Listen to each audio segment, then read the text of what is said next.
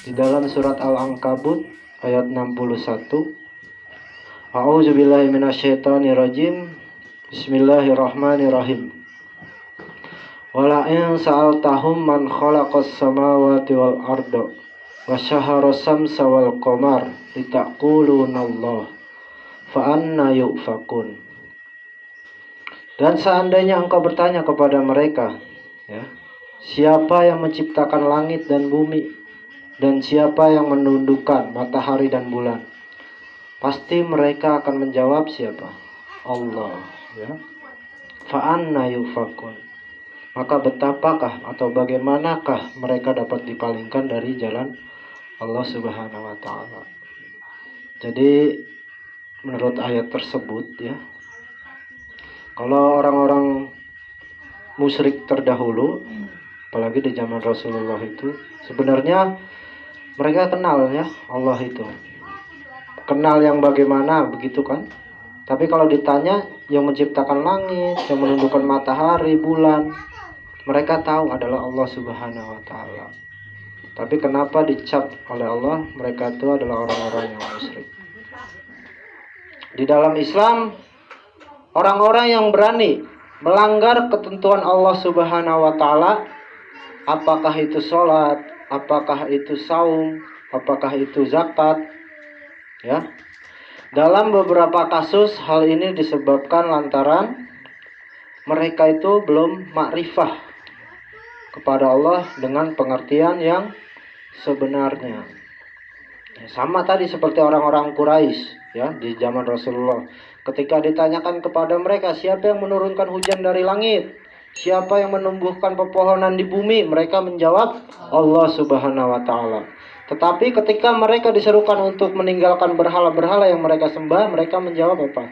Bahwa berhala-berhala yang kita sembah ini, sajen-sesajen yang kita berikan kepada tempat-tempat keramat ini adalah warisan dari leluhur nenek moyang kami yang harus dijaga dan dilestarikan. Ya, sering kan kita, ya, selaku para pendakwah, ya, menemukan pernyataan-pernyataan tersebut kan, sering tentunya pasti. Oleh karena itu di dalam Islam itu ma'rifatullah, ya, adalah sesuatu hal yang sangat penting. Karena ini menyangkut akidah seseorang. Apabila ma'rifatullahnya benar terhadap Allah Subhanahu wa taala, maka akan benar pula akidahnya. Allah berfirman di dalam surat Muhammad ayat 19 yang berbunyi, fa'lamu annahu la ilaha illallah. Maka ketahuilah, pelajarilah, kenalilah bahwa tiada ilah yang selain Allah Subhanahu wa taala. Di situ Allah menggunakan fi'il amri, ya, fi'il amr, yang artinya adalah sebuah perintah, yang mana perintah Allah ini menjadi wajib bagi setiap insan, ya. Kata Allah apa? Maka kalian ini harus kenal Allah, ya, harus tahu tentang Allah dan tancapkan akidah la ilaha illallah. Berarti mengenal Allah itu suatu kewajiban, bukan? Suatu kewajiban, ya. Penting sekali bagi kita untuk mengenal Allah Subhanahu wa taala. Jadi makrifah itu adalah sebuah proses pemikiran yang menghasilkan kesimpulan yang berujung daripada tindakan dan juga sikap. Imam Al-Ghazali mengatakan bahwa makrifah adalah proses tingkatan kecerdasan, ya, yaitu mengumpulkan 2 atau 3 informasi untuk mendapatkan kesimpulan, dan dengan kesimpulan itu akan menghasilkan tindakan ataupun sikap. Jadi bukan makrifah namanya kalau misalnya kita mengetahui tentang segala sesuatu, tentang sesuatu hal, tapi tidak ada tindakan. Itu bukan ma'rifah namanya. Ya. Orang-orang yang mengaku dia ma'rifatullah, mengenal Allah dengan sangat baik, harusnya kalau tidak memunculkan rasa ketundukan kepada Allah, terus loyalitas kepada Allah, taat kepada Allah, serta penghambaan kepada Allah, tidak menghadirkan itu semua, maka sesungguhnya orang tersebut belum mengenal Allah. Ya. Kita ambil contoh lagi ya.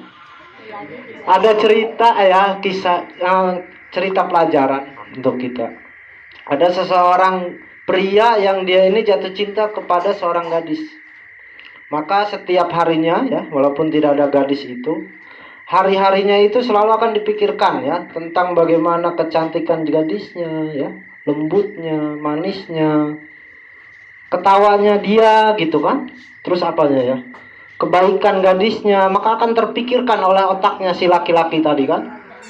Dia itu akan selalu memikirkan seperti itu. Nah, dengan dia demikian ya, hanya dengan memikirkan gadis tersebut, kebaikannya segala macam, kecantikannya tadi, itu sudah cukup membuat hatinya senang ya, terhibur gitu ya. Kalau mikirin orang yang kita cintai kan senang ya. Senang nggak? Lagi kita pikirin gitu senang. Nah, selain itu juga ya, orang tadi ya, pria yang tadi jatuh cinta terhadap seorang gadis, maka dia akan berusaha terhadap kekasihnya untuk menjaga supaya kekasihnya itu tidak marah dan menjauhi dirinya. Akhirnya si laki-laki tadi akan berlaga tuh ya di depan gadisnya, berlaku sopan, baik, tata bicaranya itu akan lembut gitu kan. Pokoknya disayang itu gadis. Supaya apa? Supaya gadis tersebut tidak marah. Dan kalau misalnya dia mempunyai sifat buruk di dalam dirinya ya, yang gadisnya dia tidak suka, maka akan segera dihilangkan jauh-jauh itu sifat. Ya kan? Nah, seandainya kalau gadisnya itu kalau seandainya gadisnya itu mempunyai satu hobi, satu kebiasaan yang laki-lakinya ini tidak suka, maka akan spontanitas laki-lakinya pun akan mengikuti hobi daripada gadisnya tersebut. Ada wanita, contoh ya, misalnya ya, pasangan saya ini suka naik gunung, naik nanjak gunung begitu kan. Nah, saya itu sebagai laki-lakinya nggak suka kan. Duh, naik gunung ngapain, capek-capek banget, terpulang pada kesemutan, 2 pekan nggak bisa jalan begitu kan. Tapi demi si ayang beb tadi kan, akhirnya kita itu jadi mau berangkat walaupun capek, walaupun kita tahu konsekuensinya nanti gitu kan. Nah, itulah makrifah yang sebenarnya. Ya, kita akan berusaha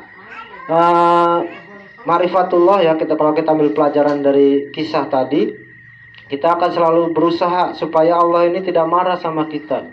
Allah ini tidak menjauhi kita. Dengan cara apa? Dengan cara yang tadi ya, seperti laki-laki yang jatuh cinta terhadap seorang gadis. Dan juga mari kita ambil pelajaran kisah suri tauladan dari orang-orang terdahulu. Kisahnya dari seorang yang dia ini adalah hamba yang sangat ditakuti oleh musuh-musuh Islam, bahkan setan pun dia takut ya. Namanya adalah Umar bin Khattab. Waktu itu ketika dia turun dari lembah ya, suatu lembah, dengan didampingi oleh ajudannya ya, atau sahabatnya Umar bin Khattab itu, tiba-tiba di bawah lembah itu ada seorang pengembala. Seorang budak yang sedang mengembala kambing. Kambingnya itu begitu banyaknya, ya, ratusan. Banyak kambingnya, ada yang coklat, ada yang putih, pokoknya macam-macam. Nah, maka Umar berusaha untuk mengetes dia sejauh mana dia mengenal Allahnya. Dihampirilah penggembala tersebut. Wahai penggembala, katanya, kamu mau jual nggak kambing kamu satu? Saya beli dengan harga yang besar, kata Umar kan. Maka kata pengembala tersebut, wahai tuan, bahwa kambing-kambing ini bukan punya saya, tapi milik tuan saya, katanya. Saya nggak ada hak untuk menjualnya. Maka kata Umar, udah kamu jual aja, nanti kamu alasannya bahwa kambing tersebut sudah dimakan serigala atau hilang atau nyasar begitu. Udah kamu cari alasan apa aja. Saya lagi butuh kambing, saya mau jual dengan harga yang mahal, kata Umar kan.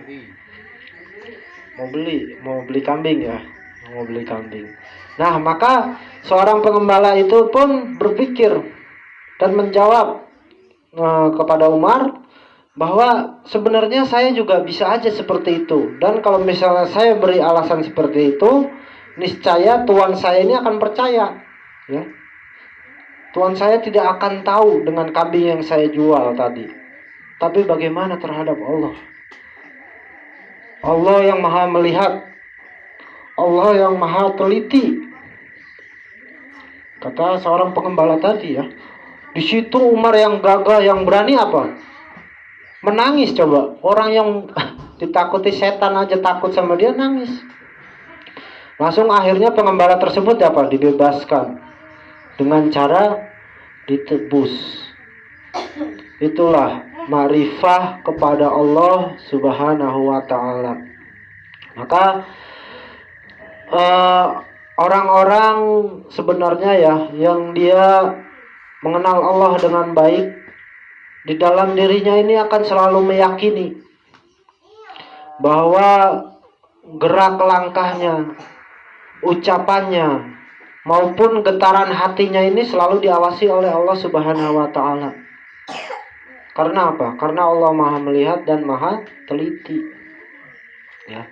Bahkan seekor semut hitam yang di atas batu hitam di malam yang kelam pun tidak luput daripada pengawasan Allah Subhanahu wa ta'ala. Sehelai daun yang jatuh di tengah-tengah hutan belantara pun tidak luput daripada perhitungan Allah Subhanahu wa ta'ala. Sebutir debu, pernah lihat butiran debu nggak?